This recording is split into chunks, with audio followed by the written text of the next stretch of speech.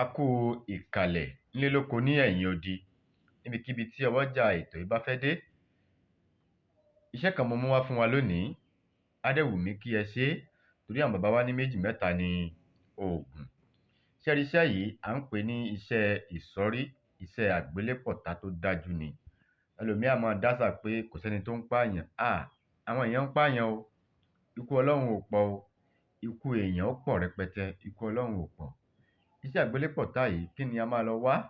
Bá mi lọ wá ẹ̀wà funfun àti ẹyọ ataare kan. Ẹ̀wà funfun, ẹyọ ataare ẹyọ kan.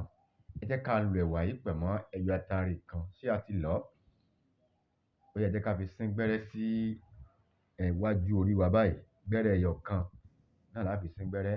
Abẹ́rẹ́ ọ̀pọ̀rọ̀ la fi sín gbẹ́rẹ́ yẹn.